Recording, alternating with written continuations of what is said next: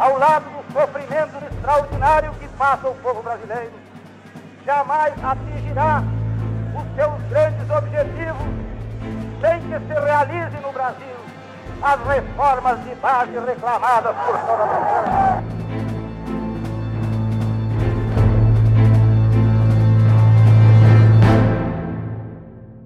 O meu conhecimento do Jango é o conhecimento do historiador, do sujeito que vai ler documentos, ler livros, não é o conhecimento de quem conviveu com ele. Então, o conhecimento me fez sempre pensar num homem muito interessante, carismático, e com uma coisa que eu gosto, eu sou de Santana do Livramento, eu sou da fronteira, então eu tenho assim eu acredito muito nisso, nessa coisa de uma sensibilidade para o homem da fronteira. E aí me chamava a atenção aquele sujeito assim, que senta no galpão com a pionada, que conversa, que entende aquele mundo, que ouve e que ao mesmo tempo toma as decisões, sabe? O sujeito assim que é capaz de estar ali, todo mundo é igual, mas ele é o chefe. Em algum momento ele vai tomar a decisão, vai agradar, vai desagradar, que consegue fazer essa separação. Então esse personagem foi me chamando muita atenção, me cativando muito.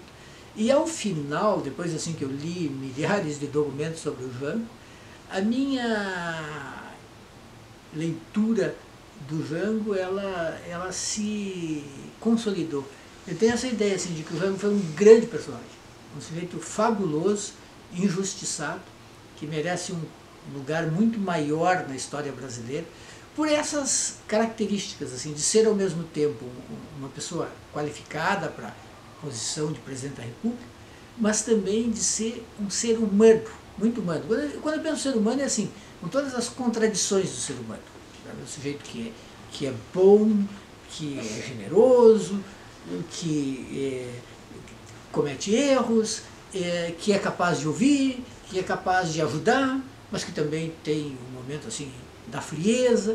Um ser humano, personagem de romance, com paradoxos, com contradições, com profundidade. Então, hoje a minha percepção do Jango é essa, assim, de uma figura muito interessante pela sua profunda humanidade.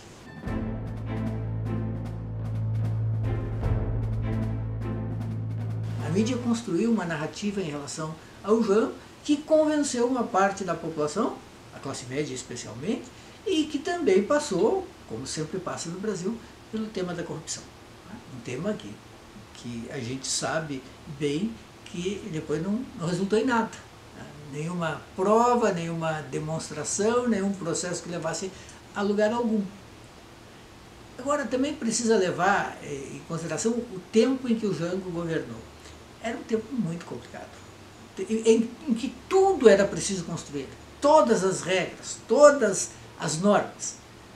Era um tempo em que a política era feita na base do clientelismo.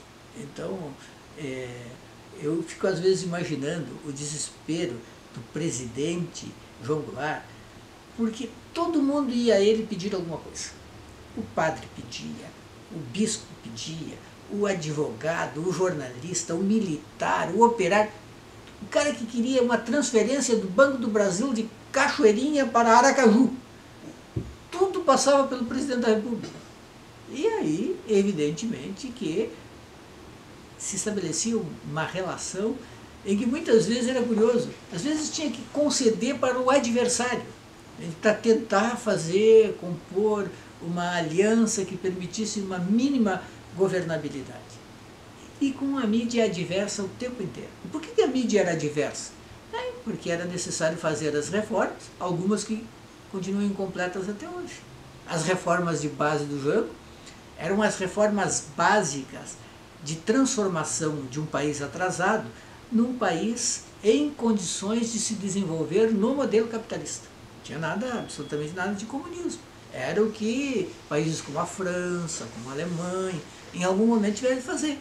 Tu não constrói um país adequado, em que todos possam viver dignamente, se não faz reforma agrária, se não faz reforma educacional, não faz reforma bancária, se não consegue desconcentrar as moradias, porque todo mundo tem um lugar para morar. Eu tinha que fazer tudo, absolutamente tudo. E quando o Jango decidiu fazer, algumas reformas, por exemplo, em relação ao campo, né, em relação ao trabalho rural, que o próprio Getúlio não fez. Tinha uma parte ali que precisava concluir. Então, eu penso assim que a vida do Jango, o governo do Jango, foi um governo de tentar dar o grande salto, espremido entre duas forças antagônicas e intolerantes. A direita, que achava que ele estava querendo fazer uma revolução comunista, e a esquerda mais radical, que achava que ele estava indo devagar demais. Então precisava simplesmente driblar os dois.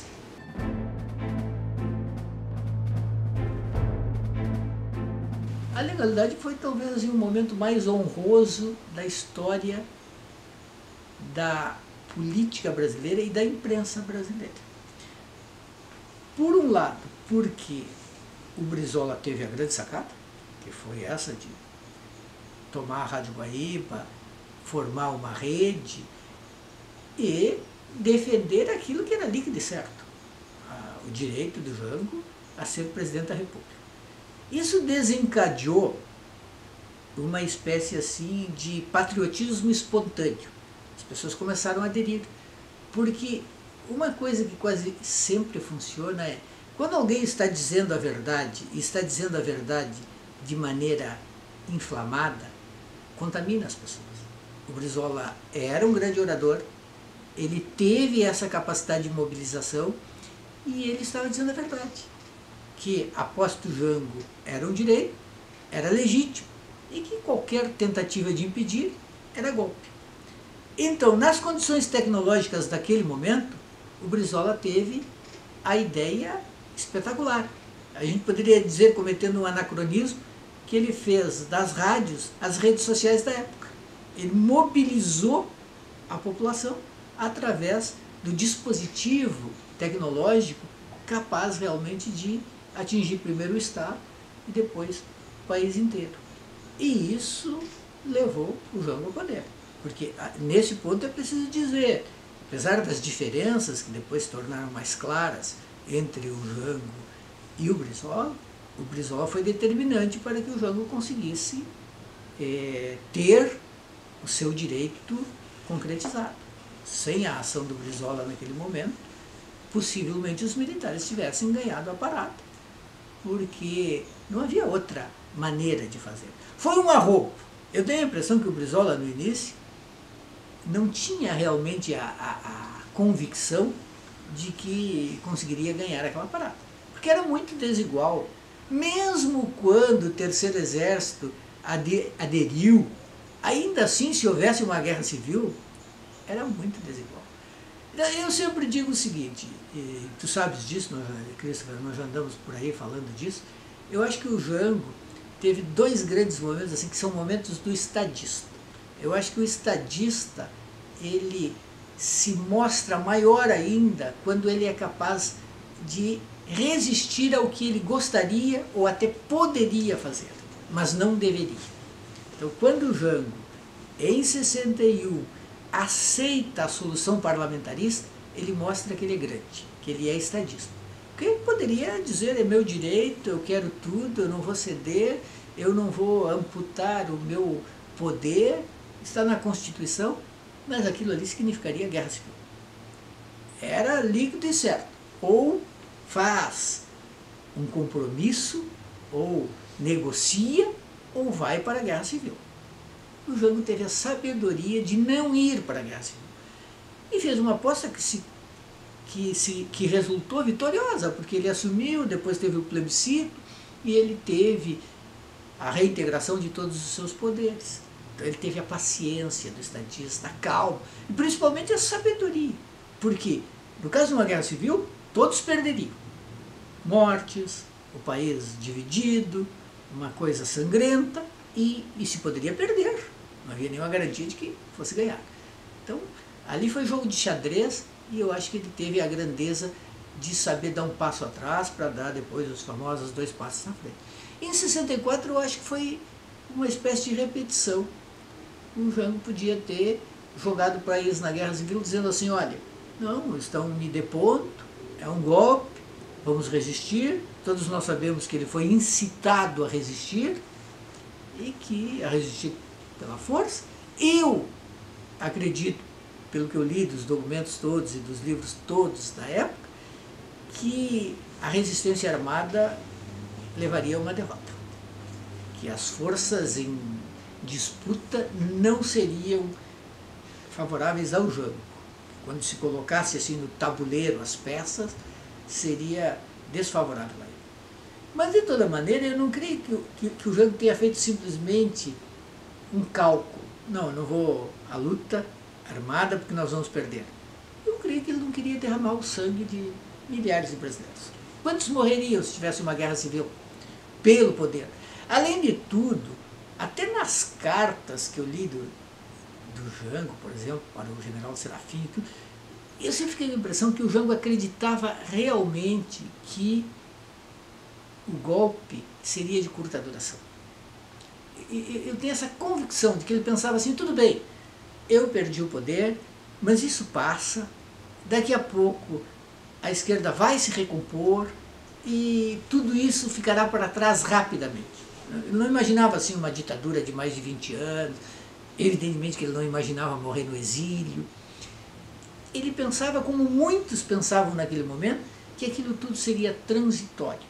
Não necessariamente que ele pudesse voltar a ser presidente da República, mas que o país se pacificaria em pouco tempo e que a democracia voltaria. Então, da legalidade, a gente guarda essa ideia maravilhosa de um povo que se levanta em nome da democracia, de uma imprensa que apoie e da verdade que é restabelecida. Pena que, claro, a legalidade foi um arrobo que depois não se confirmou na medida em que, quando a imprensa e as classes dominantes brasileiras perceberam que o Jango era capaz, sim, de fazer as reformas necessárias, aí a imprensa mudou de lado. Porque a imprensa e as classes conservadoras brasileiras não queriam reforma alguma. É isso.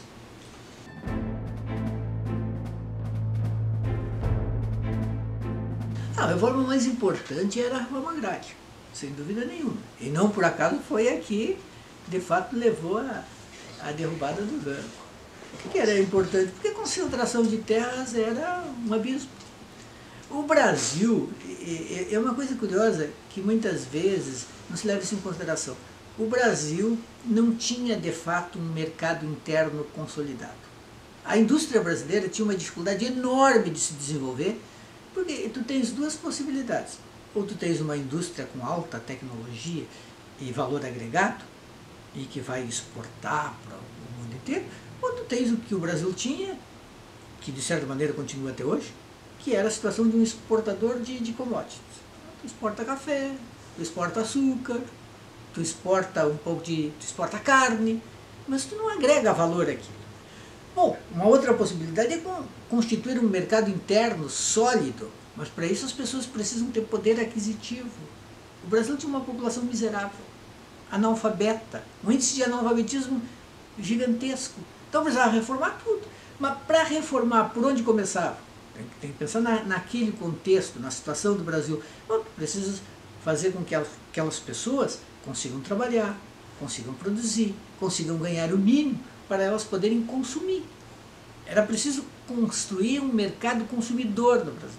A base estava em que uma população predominantemente rural, sem condições de consumir, sem terra para produzir, latifúndio improdutivo a dar com pau, não tinha saída.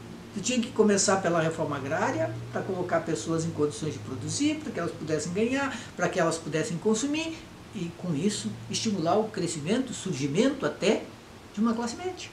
Porque na verdade o Brasil estava dividido entre uma minúscula classe alta, uma gigantesca classe baixa e praticamente nenhuma classe média.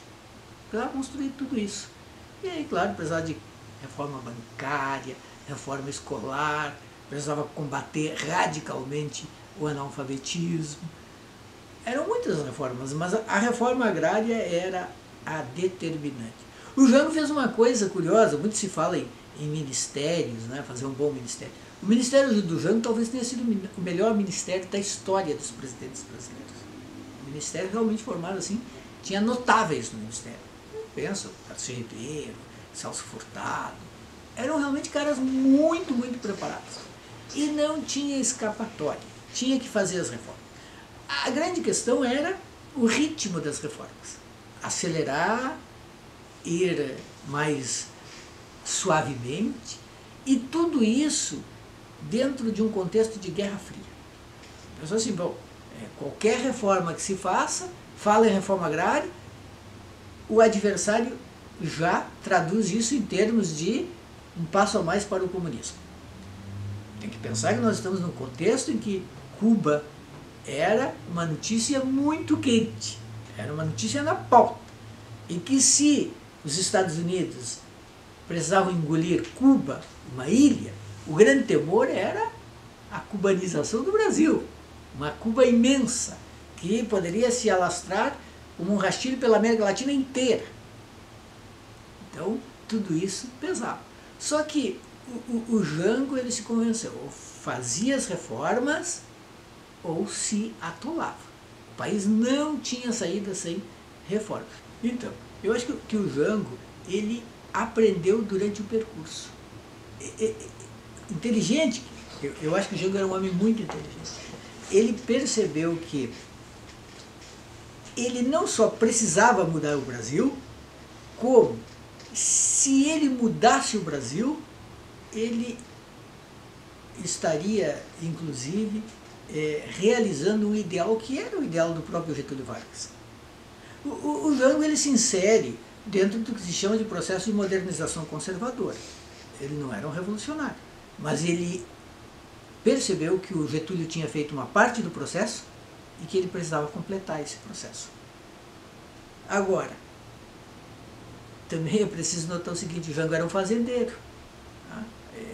A classe dele esperava dele uma lealdade que ele aprendeu no caminho que não podia dar. Porque o inteligente para a própria classe do Jango era fazer concessões. A Europa inteira fez reforma agrária. O Brasil também precisava. Agora, quando isso vem de alguém que é da classe, opa, mas como é que é isso? Vai querer dividir as nossas terras? Então nós vamos perder? Tu nos representas ou tu representas o outro lado? E ele sabia que para bem representar a sua classe, ele precisava também representar o outro lado. Isso é difícil de compreender. A maior parte das vezes as pessoas pensam exclusivamente nos seus interesses muito particulares. Elas não têm uma visão do todo. E o Jango teve essa visão do todo. O impressionante é isso, ele teve a visão complexa, a visão do todo, para conseguir fazer com que os próprios ricos continuassem ricos, era preciso dividir. Agora, era preciso dividir para não ter que fazer, inclusive, uma revolução do tipo Revolução Comunista. O Jango foi um trabalhista na mais nítida acepção do trabalhismo, conciliação entre capital e trabalho, uma articulação, um equilíbrio entre capital e trabalho. Não, o capital não pode querer tudo para si. Se ele não der uma parte para o trabalhador, é uma associação em que não pode dizer assim, eu fico com 99% e te dou 1%. É preciso sentar e dizer, não, parei, vamos fazer uma repartição mais equilibrada. Então, por tudo isso, quanto mais eu estudo a vida do Jango, mais eu me convenço de que ele foi um dos homens mais à frente do seu tempo.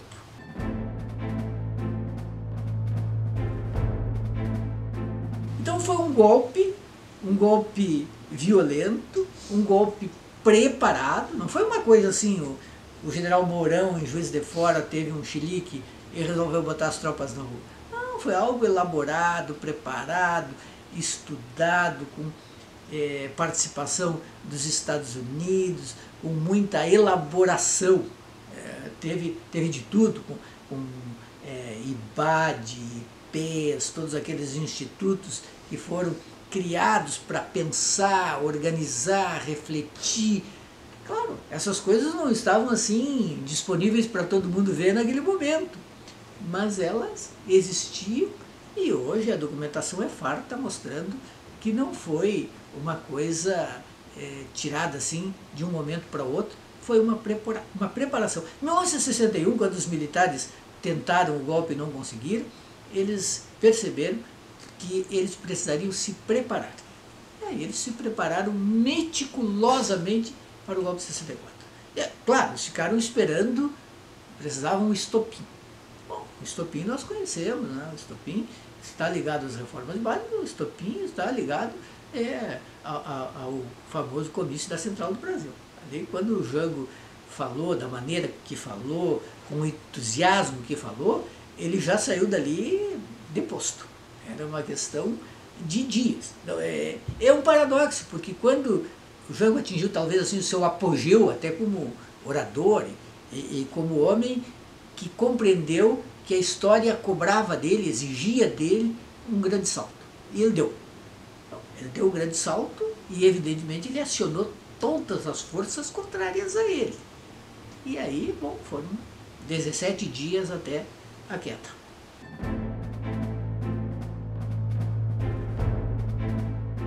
Jango, um estadista, um homem generoso e uma pessoa de grande capacidade de escuta. É talvez a qualidade que, pelos documentos, mais se destaca no Jango quando a gente observa aquilo que os outros dizem dele, que ele sabia ouvir, que ele realmente ouvia e respondia aquilo que era colocado para ele. Então eu penso no Jango sempre assim, um grande estadista, um homem generoso que sabia escutar.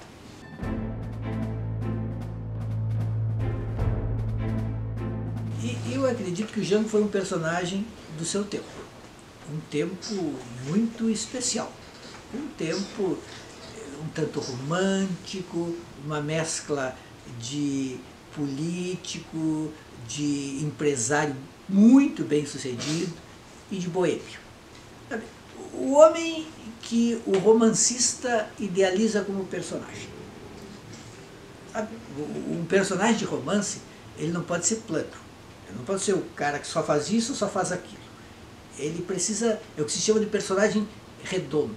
É um personagem que tem contradições, que tem profundidade. Ora ele é isso, ora ele é aquilo. Ora ele é o sujeito sedutor pelo qual as mulheres se apaixonam. Ora ele é um empresário frio que ganha dinheiro com poucos, onde ele toca o negócio funciona.